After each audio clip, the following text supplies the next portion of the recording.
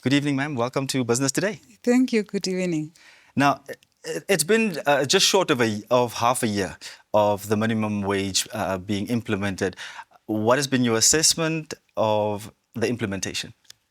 Yeah, thank you very much. In actual fact, it's revert back to me when we implemented the 2015 minimum wage. Now, currently, we might say it's an advantage to the domestic workers. It might be also a disadvantage to the employer side. Right. But in actual fact, everything comes with challenges. So what we are trying to do in our analysis on this is more looking deeper into the adherence from the employer side. Okay. That currently we are looking, people are maybe having different understanding in terms of the $18 per hour, where the domestic workers has been categorized into 3 different categories. Right. So effective 2025, in January, we said as much as the private sectors and some of the trade union that are already on the negotiation board may be having a better wages than the $18. Right. For domestic workers, we are standing at $12 currently. Okay. So, which is not really much higher comparing to what we're having previously, but it's also an advantage to the domestic workers that currently going to start, for instance, by today. Right. So instead of me starting now with a $6 previously in 2015, you are starting with a $12, which is giving you a $96 per day. Right. So at the end of the day, at least you have 1.9 at the end of the month. Okay. But yeah, everything comes with challenges, but so far so good. I think here and there we do have branches that branch leader that also do the marketing for us. Okay. And hopefully it is very clear to the employer side, and especially when we are talking about the Namibian Employers Federations, hopefully, which is a tripartite body already on board. So I hope the understanding between the tripartite body is going well. And we want to see the way forward, how things are going, as much as maybe challenges as we are going on. Okay. Deeper into the discussion, maybe we can share more. All right. Generally, how have employers reacted to the situation, especially domestic and households? How have they responded to the news? It was quite, I might say it's a disappointment because looking at the perspective of you or me as an employer, we feel like, okay, fine, my salary did not increase. Why do I have to increase? So this is the questions that always come on board to say, okay, why should I have to increase your salary? And it's as much as we are looking deeper into the challenges, it's also going to affect the domestic workers themselves. It's affecting their siblings, it's affecting the families and relatives that they are looking deeper into it. Right. But at the end of the day, the news was not good as well. Looking at the consultation that was already on board in terms of employer did not want to accept the national minimum wage that have to be effective in January, which is already effective, it's on board. So now it's from both parties to see, how are we going to work on this? You need me, you need the service, and I need money. Right. So we need to come on board and see how we can make it work. So could you break down for the audience at home just what should an employment contract for a domestic worker include? Yeah, basically the standard employment contract of domestic workers never changed since 2015. Remain as it is. So it's the only thing that changed is the national minimum wage, where domestic workers has been included according to the Labour Act of 2007. So what specifically been included there, the packet itself, as we are speaking about, the $12, is just basically the monthly income, but it's excluding the transport fees. Now, this is where basically the whole scenario is coming in to say, why should I have to give you the transport fees while your government say ABC? So the misunderstanding is coming there. So it's also not for the trade union or for the workers, for the National Union of Namibian Workers to go outside there and break the news. As I mentioned earlier to say, the tripartite body is already in existence. So employers also need to be able to understand the consequences and the disadvantage and the advantage, and what is the reason why we are coming to this. Looking at the perspective of the economy itself, City of Windhoek was on board now. They explained to us the tariff of the electricity and everything. Right. So it's also a disadvantage to the domestic workers in the sense that they are living in the informal settlement where they are also struggling, and with the minimum that they are getting is not even sufficient for them to cater for the living conditions of domestic workers. No, true. And then the matter of enforcement has been named as one of the biggest concerns. And now with labor inspectors being limited, how do you ensure effective monitoring of compliance? Yeah, I think so far so good. Things might change with time in a sense that now we have new leadership on board. Hopefully,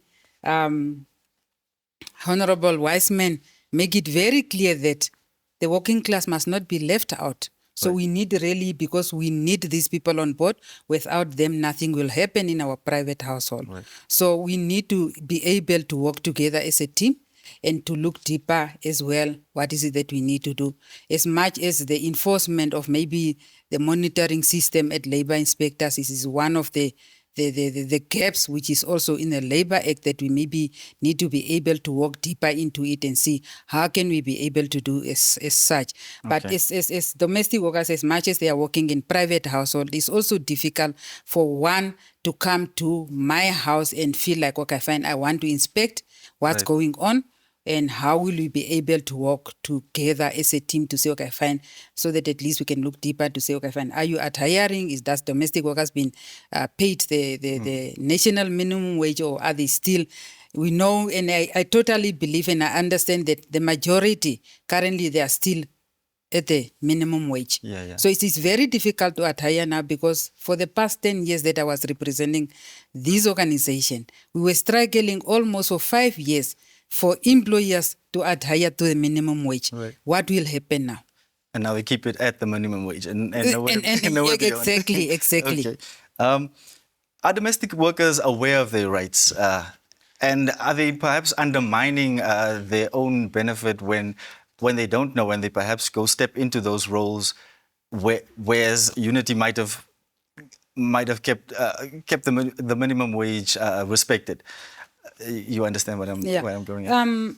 As much as I'm aware, we try our utmost best for the past 10 years to educate domestic workers in terms of their basic conditions or rights. They have a wage order which is already implemented. So currently now what we need to look deeper into it is just to adjust the current national minimum wage into the wage order, because in the wage order, the document is very clear. There is a standard employment contract.